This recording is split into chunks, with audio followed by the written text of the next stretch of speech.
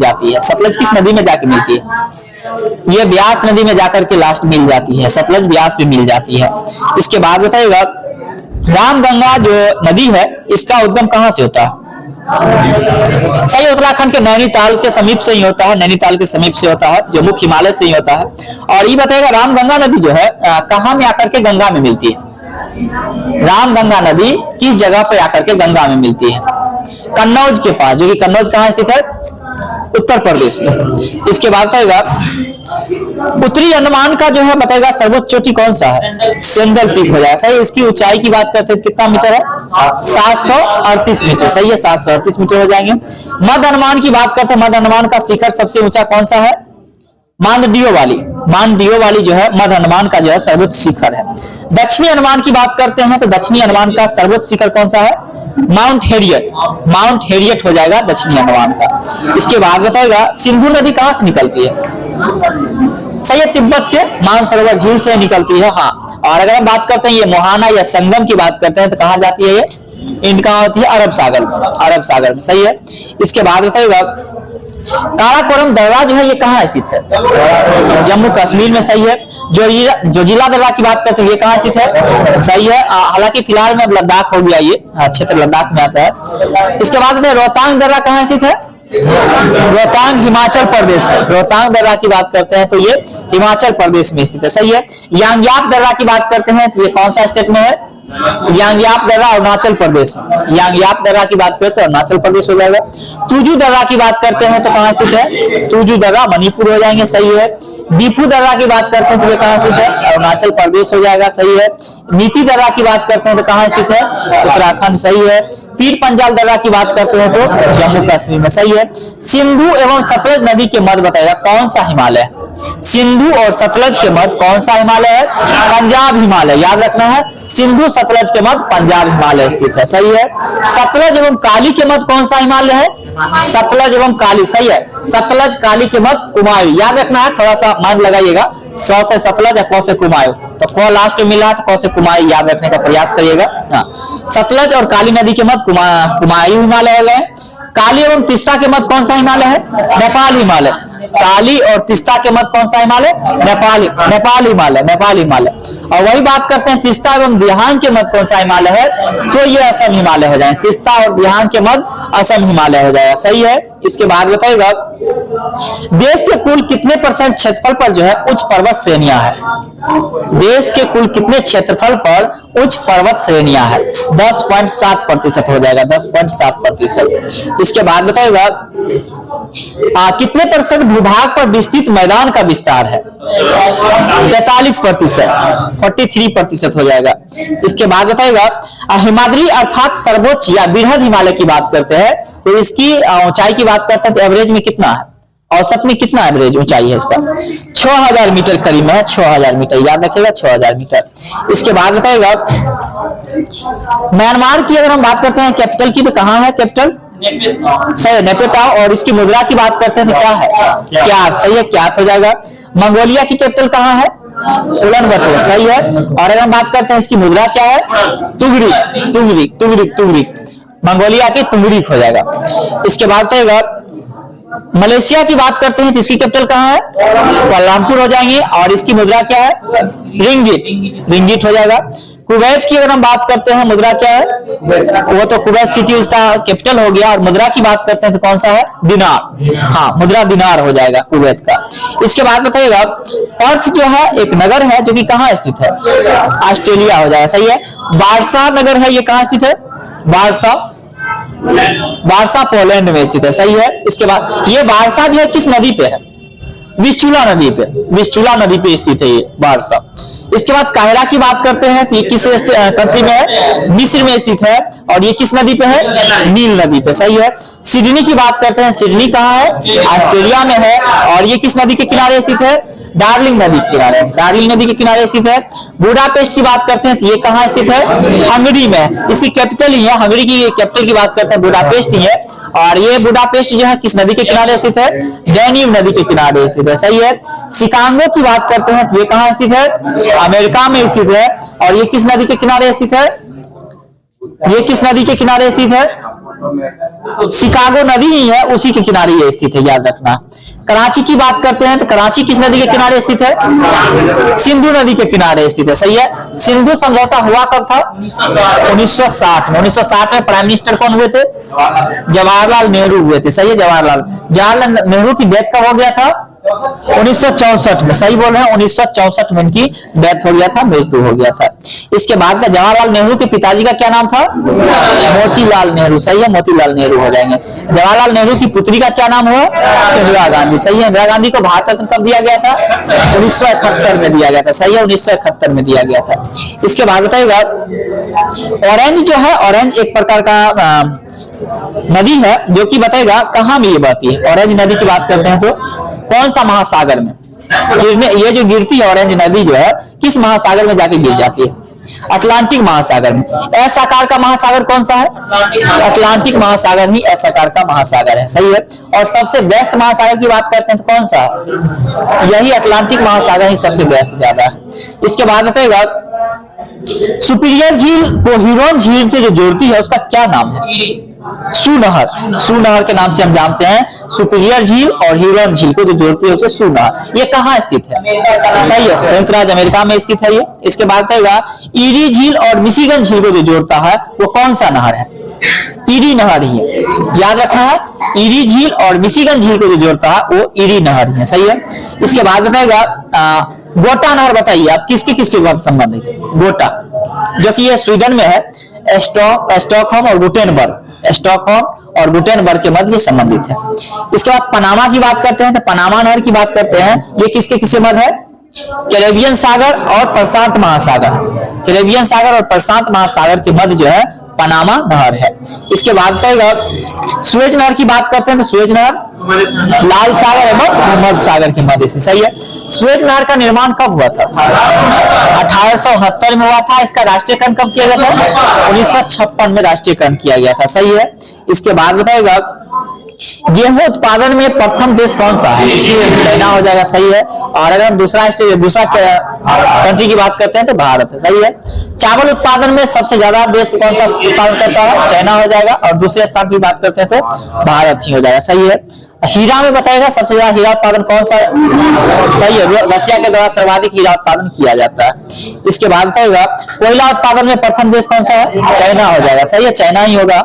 इसके बाद बताएगा, अयाला एक प्रकार का हवा है जो कि किस प्रकार की हवा है? गर्म है या ठंडी? गर्म हवा है, सही है। कहाँ बहती है अयाला? फ्रांस में, सही है। सामून ये भी किस प्रकार की हवा है बताइएगा? गर्म हवा, और ये कहाँ बहती है? ईरान में बहती है, सही है। लू जो है, लू भी एक गर्म हवा है जो कहाँ बहती है? उत्तर भारत में, सही है। हाँ, उत्तर भारत में बहती है।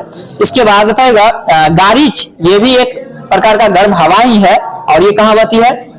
दक्षिण पूर्वी ईरान में बहती है। इसके बाद नादर जो है, नादर किस प्रकार की हवा है? ठंडी है या गर्म है? ठंडी है, ये शीतल हवा है, सही है। ये कहाँ बहती है? अमेरिका। देखा, नार्दर और नॉर्थ दोनों जो है अमेरिका में ही बहती है, और ये दोनों शीतल हवाएं हैं। पुर्गा की बात करते हैं, ये कहाँ बहती है? पुर्गा ये भी हवाएं हैं, और ये टुंड्रा प्रदेश में ही बहती है, सही है। टुंड्रा प्रदेश जो लोग बोल रहे थे। इसके बाद बताइएगा, टोटल प्लेनेट की बात करते हैं, टोटल कितना है? 8 प्लेनेट है, सही है। मध्यमंडल की बताएगा ऊंचाई कितना तक फैला हुआ? मध्यमंडल जो है कितना तक? 80 किलोमीटर तक इसकी ऊंचाई है। हाँ, 80 किलोमीटर तक की ऊंचाई है। इसके बाद बताएगा, टोटल मंडल की बात करते हैं कितना लेयर?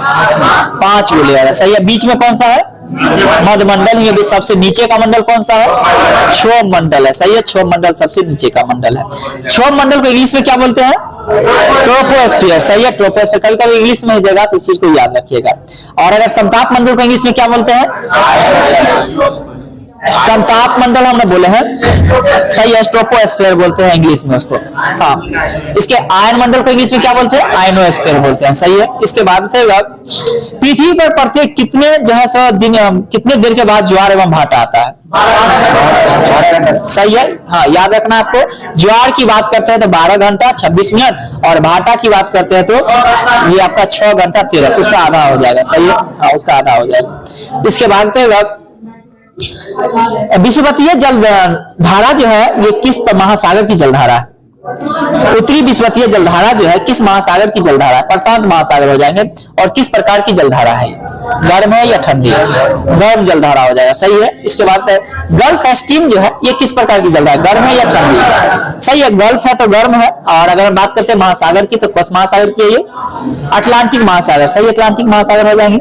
इसके बाद बताएगा अल नीनो। एल नीनो जो है किस प्रकार की जलधारा? अल नीनो ठंडी नहीं, गर्म हो जाएगा। अल नीनो की बात करते हैं तो गर्म हो जाएगा। और ये प्रशांत में ला नीना की बात करते हैं, ये ठंडी हो जाएगा। ला कोई लीजिएगा तो गर्म चीज लीजिएगा नहीं, याद रखना है थोड़ा सा, मान लेंगे तो ठंडा लेंगे। तो ला नीना जो होगा वो ठंडा जलधारा हो जाएगा। और अल नीनो की बात करते हैं तो ये गर्म जलधारा हो जाएगा, जो कि अल नीनो कहाँ की जलधारा है? किस महासागर की? प्रशांत महासागर की, सही है, प्रशांत महासागर हो जाएगा। इसके बाद बताएगा कैलिफोर्निया की जलधारा, ये किस प्रकार की जलधारा है? ठंडी जलधारा है, सही, कैलिफोर्निया की जलधारा ठंडी जलधारा है। इसके बाद बताएगा इरमिंजर की जलधारा, ये किस प्रकार की जलधारा है? इरमिंजर की जलधारा किस प्रकार की जलधारा है? गर्म जलधारा। और ये अटलांटिक महासागर की ही जलधारा है। इरमिंजर की जलधारा है, गर्म जलधारा है और अटलांटिक महासागर की ही जलधारा है। इसके बाद बताएगा ब्राजील जलधारा की बात करते हैं, ये किस प्रकार की जलधारा है? ब्राजील गर्म हो जाएगा, सही है, ब्राजील गर्म जलधारा। इसके बाद बताएगा ऑस्ट्रेलिया का सबसे लंबा रेल मार्ग कौन सा है? कौन सा है? ट्रांस कॉन्टिनेंटल है, हाँ, ये जो है सो जो कि ऑस्ट्रेलिया का सबसे लंबा है। और इसके बाद ये कहां से कहां तक की स्थिति, मतलब मध्य है स्थिति? पर्थ से सिडनी तक, पर्थ से सिडनी तक के मध्य है ये। इसके बाद बताएगा यूरेनियम उत्पादन में ऑस्ट्रेलिया का कौन सा स्थान है? यूरेनियम नहीं, ये आपका तीसरा हो जाएगा, तीसरा हो जाएगा, याद रखना है। न्यूजीलैंड की सर्वोच्च चोटी कौन सा है? न्यूजीलैंड की सर्वोच्च चोटी कौन सा है? Mount cook. माउंट कुक जो है न्यूजीलैंड की सर्वोच्च चोटी है। इसके बाद बताएगा न्यूजीलैंड के अगर हम राष्ट्रीय पक्षी की बात करें कौन सा है? कीवी हो जाएगा, सही है, कीवी हो जाएगा। हाँ, ऑस्ट्रेलिया के दक्षिण पूर्व में स्थित कौन सा देश है? ऑस्ट्रेलिया के दक्षिण पूर्व में न्यूजीलैंड, सही है, न्यूजीलैंड ही हो जाएगा। और दक्षिण का ब्रिटेन के नाम से हम किसको जानते हैं? न्यूजीलैंड को ही जानते हैं, सही है। इसके बाद है प्यासी भूमि का देश किसको जानते हैं? ऑस्ट्रेलिया को जानते हैं, सही है।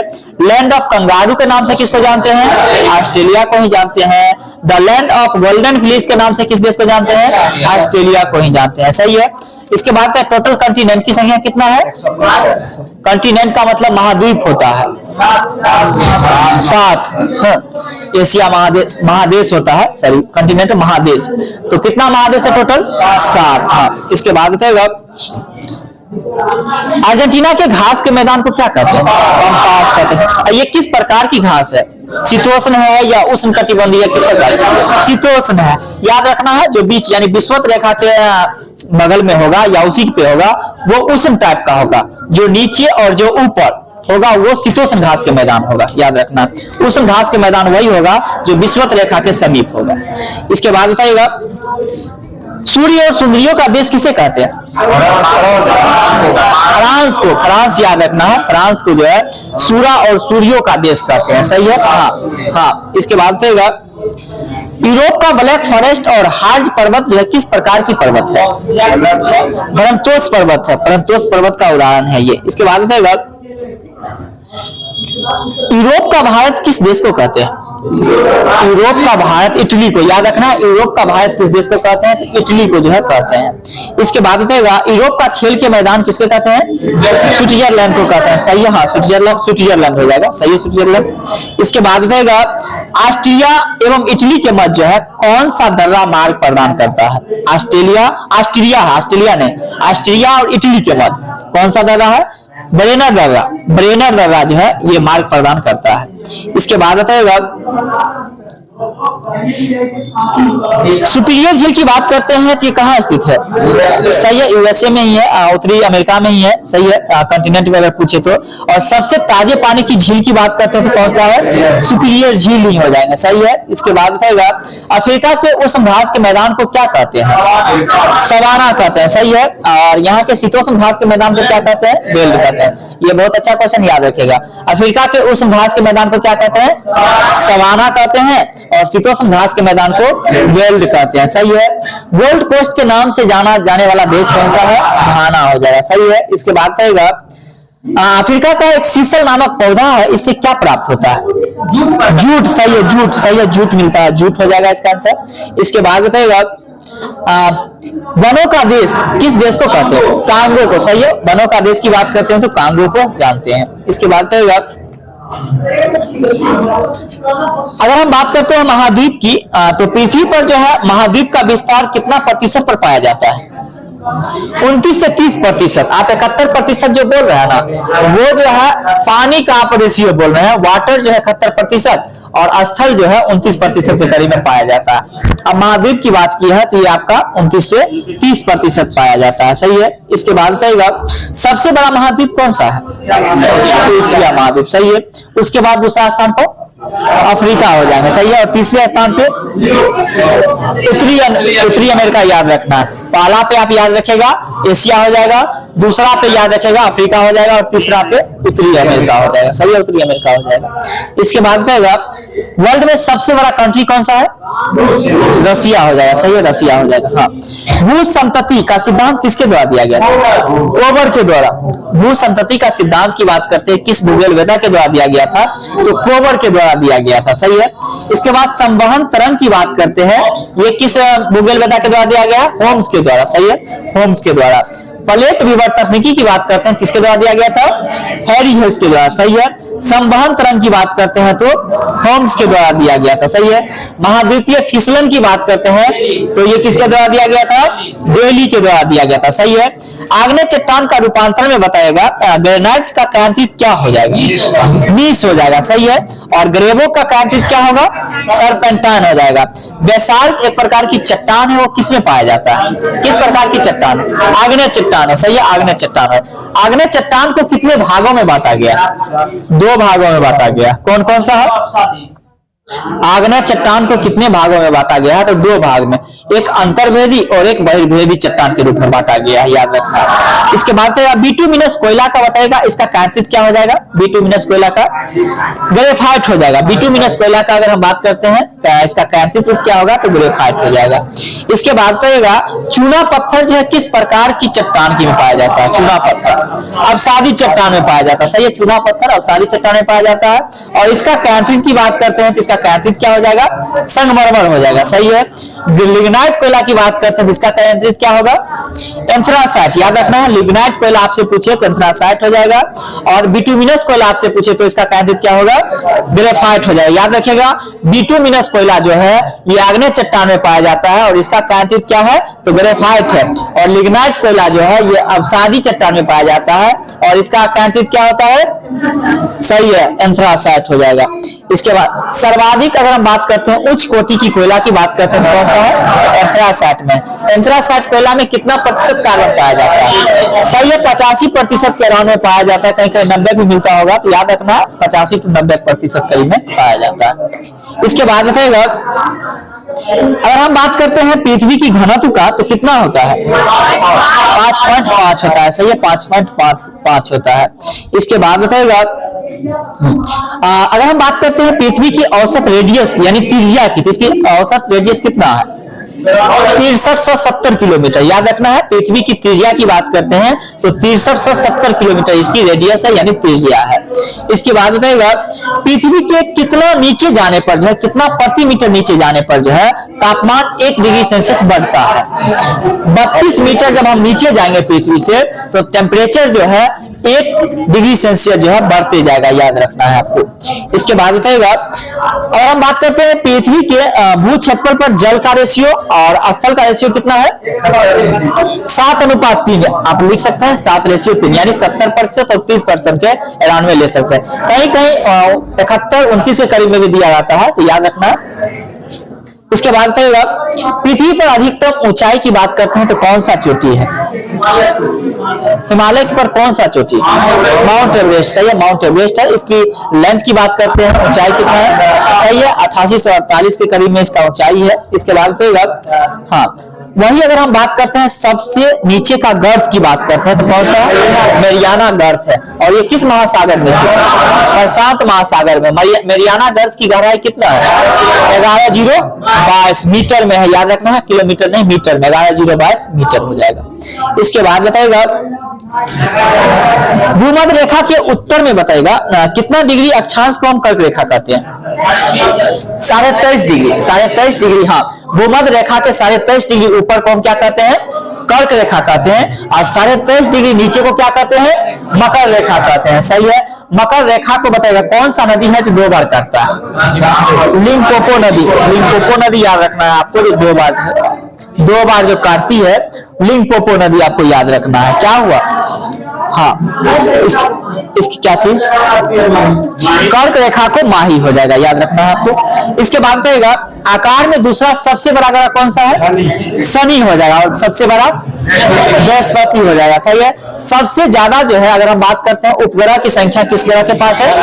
शनि के पास है। करीब में 145 के करीब में हो गया है, लेकिन मान्यता प्राप्त 125 के करीब में इसका है। हाँ, इसके बाद बताएगा तीसरा सबसे बड़ा ग्रह कौन सा है? अरुण ग्रह। इसकी खोज किसके द्वारा किया गया था? अरुण ग्रह की विलियम हर्शेल के, याद रखना, विलियम हर्शेल के द्वारा अरुण ग्रह का खोज किया गया था।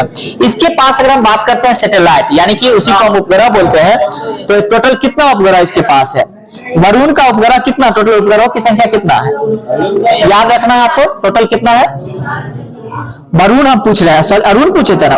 अरुण का ग्रह की बात करते हैं तो सॉरी उपग्रह की बात करते हैं टोटल 27 हो जाएगा। वहीं वरुण की बात करते हैं तो कितना है?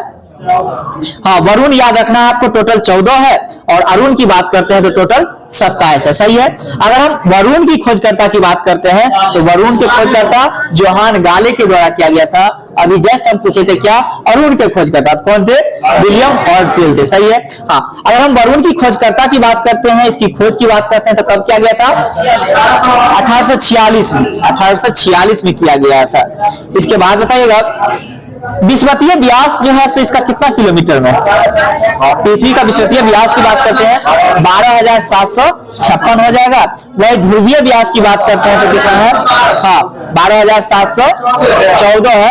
एक्यूरेट में अगर आप लेने का प्रयास करें 12,713.6 है, लेकिन याद रख सकते हैं 12,714 के करीब। इसके बाद बताइएगा सूरज हमारी पृथ्वी से कितना गुना बड़ा है? सूरज हमारी पृथ्वी से 13 लाख गुना बड़ा है। याद रखना, 13 लाख गुना जो है बड़ा है। इसके बाद बताइएगा और जो पृथ्वी पर जो सूर्य ताप जो मिलता है वो कितना भाग मिलता है? 2 अरबवां भाग मिलता है, तब जाकर के टेम्परेचर इतना रहता है, आप सोच सकते हैं। इसके बाद बताइएगा आकाश गंगा की सबसे नजदीकी मंदाकिनी जो है सब कौन सा नाम है? इसका क्या नाम है? देवयानी हो जाएगा। सही है। नवीनतम ज्ञात मंदाकिनी की बात करते हैं कौन सा? डवार्फ मंदाकिनी है। सही है। इसके बाद बताएगा सूर्य की दीप्तिमान सतह को क्या कहते हैं? प्रकाश मंडल कहते हैं। सही है, प्रकाश मंडल। सूर्य की उम्र कितना है? 5 बिलियन है। याद रखिएगा, यह बिहार ऐसा 1446 पीढ़ी में भी पूछा गया क्वेश्चन था। सूर्य का उम्र तो याद रखना है, मिलियन में बिलियन याद रखिएगा, बिलियन याद रखना है आपको, बिलियन बी से याद रखिएगा, मिलियन नहीं बिलियन। हाँ, 5 मिलियन के करीब है, और कहीं कहीं पे 4.5 बिलियन भी आपको देखने के लिए मिलेगा। तो ऑप्शन के अकॉर्डिंग देखिएगा, आप उस प्रकार से नहीं देगा, ठीक ना, तो याद रखिएगा कहीं 4.5 हो, ठीक है, और नहीं तो 5 बिलियन आप लगाने का प्रयास करिएगा। इसके बाद बताएगा भूगोल के जनक जो है कौन है? हिकेटियस। सही है। इसके बाद बताएगा सांस्कृतिक भूगोल का जनक किनको जानते हैं? कार्लो सावर को जानते हैं। सही है, कार्लो सावर को। भौगोलिक विश्वकोश का रचनाकार के बारे में बात करते हैं तो स्ट्रैबो हो जाएंगे। सही है। वर्तमान भूगोल के जनक की बात करते हैं तो अलेक्जेंडर वान हम्बोल्ट। सही है, अलेक्जेंडर वान हम्बोल्ट हो जाएंगे। इसके बाद बताएगा भौतिक भूगोल के जनक के नाम से किनको जानते हैं? पोलिडोनियम हो जाएंगे। सही है, पोलिडोनियम सही है। इसके बाद बताएगा विश्व मानचित्र के निर्माणकर्ता की बात करते हैं तो अनेकजी मेंडल। सही है, अनेकजी मेंडल सही है। इसके बाद बताइएगा मानक समय जो है कितने डिग्री के गुणांक में लिया जाता है? मानक समय जो है कितने डिग्री? 15.5। याद रखना है 15.5 यानी 7.1/2 याद रखना है। मानक समय जो होती है 7.1/2 के जो है गुणक में लिया जाता है। और अगर हम बात करते हैं इलाहाबाद से जो हमारा टाइम जो निकलता है भारत का, वो कितना डिग्री है? 82.5 डिग्री है। सही है। लंदन से भारत की बात करते हैं तो कितना घंटा आगे है? 5.5 घंटा। सही है। और ग्रीन बीच से जो रेखा निकला है कितना डिग्री निकला है? 0 डिग्री। 0 डिग्री सही है, वहीं से तो स्टार्ट हुआ है, ग्रीनविच लंदन से ही स्टार्ट हुआ, 0 डिग्री हो जाएगा। सही है। और हम बात करते हैं ग्रीनविच से जैसे ही पूरब की ओर अगर बढ़ते हैं तो समय क्या होता है, बढ़ता है या घटता है? बढ़ता है। पूरब की ओर जाने पे बढ़ेगा और पश्चिम की ओर जाते हैं तो घटता है, याद रखना है। पूरब की ओर जाने से बढ़ेगा। इसके बाद बताइएगा, जब मैग्मा जमकर तरकरी नुमा आकार ग्रहण कर लेता है तो उसे क्या कहते हैं? लेपोलिथ कहते हैं। लेपोलिथ याद रखना है, जब मैग्मा जमकर तसरही नुमा आकार के ग्रहण कर लेता है तो उसे लेपोलिथ कहते हैं। लेपोलिथ कहते हैं। और ये जो लेपोलिथ होता है अधिकांश कहाँ मिलता है? लेपोलिथ जो है दक्षिण अमेरिका में मिलता है, याद रखना है, दक्षिण अमेरिका। जब मैग्मा लहरदार आकृति में जमता है तो उसे क्या कहते हैं? जब मैग्मा लहरदार आकृति में जमता है तो उसे क्या कहते हैं? फेकोलिथ कहते हैं। सही है। देखिए ये थोड़ा सा याद करने का प्रयास करिएगा, पूछा भी जाता है क्वेश्चन। जब मैग्मा जमकर तसरही नुमा जो आकार के बन जाते हैं तो उसे लेपोलिथ कहते हैं। जब मैग्मा लहरदार आकृति के जमकर बनता है तो उसे क्या कहते हैं? फेकोलिथ कहते हैं। सही है। इसके बाद बताइएगा, जब मैग्मा किसी लंबवत दरार में जमता है तो उसे क्या कहते हैं? डाइक कहते हैं। डाइक याद रखना है, जब मैग्मा किसी लंबवत दरार में जमता है तो उसे क्या कहते हैं? डाइक कहते हैं। सही है। इसके बाद बताइएगा, और ये जो डाइक जो है भारत में कौन कौन से जगह पे दिखाई देता है? कहाँ कहाँ देखने के लिए? झारखंड के सिबुआ के क्षेत्र में जो है ये मिलता है। सही है। सिबू जिला में जो है मिलता है, बहुत सारे डाइक है वहां। इसके बाद बताइएगा, विश्व की सबसे लंबी पर्वत श्रेणी कौन सी है? एंडीज हो जाएगा। सही है। एंडीज की बात करते हैं, किस कॉन्टिनेंट में? दक्षिणी अमेरिका। याद रखना, दक्षिण अमेरिका याद रखिएगा। दक्षिणी अमेरिका की पश्चिमी तट पे है। देखिएगा दक्षिण अमेरिका का जो है उसके पश्चिमी तट पे इस साइड से जो है ये एंडीज पर्वत है, जो कि बहुत ही इस प्रकार का शेफ आकार का जो है बहुत लंबा है साइड में। इसके बाद बताइएगा, पर्वतमालाओं के बीच बने पठार किस प्रकार का उदाहरण है? अंतर पर्वतीय पठार का। हाँ, अंतर पर्वतीय पठार का है। समुद्र के तटीय भाग में स्थित पठार किस प्रकार का है? तो तटीय पर्वत, तटीय पठार का ये उदाहरण है। इसके बाद बताइएगा,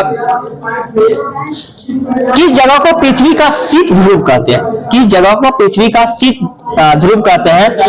बर्फयांश को कहते हैं। इसके बाद बताइएगा, हाँ, एशिया में विश्व का सर्वाधिक जलयान बनाने वाला देश कौन सा है? जापान। सही है, जापान हो जाएगा। हाँ। इसके बाद विश्व का दूसरा सबसे बड़ा महाद्वीप की बात करते हैं तो कौन सा है? अफ्रीका। अभी जस्ट पहले बताया कि एशिया के बाद अफ्रीका, इसके बाद उत्तरी अमेरिका के बारे में। सही है। हाँ। इसके बाद झीलों का देश किसको कहते हैं? फिनलैंड को कहते हैं। और ये किस कॉन्टिनेंट में है? फिनलैंड यूरोप में है। सही है, यूरोप हो जाएगा। हाँ, यूरोप में है। इसके बाद बताइएगा, यूरोप हो जाएगा। इसके बाद बताइएगा,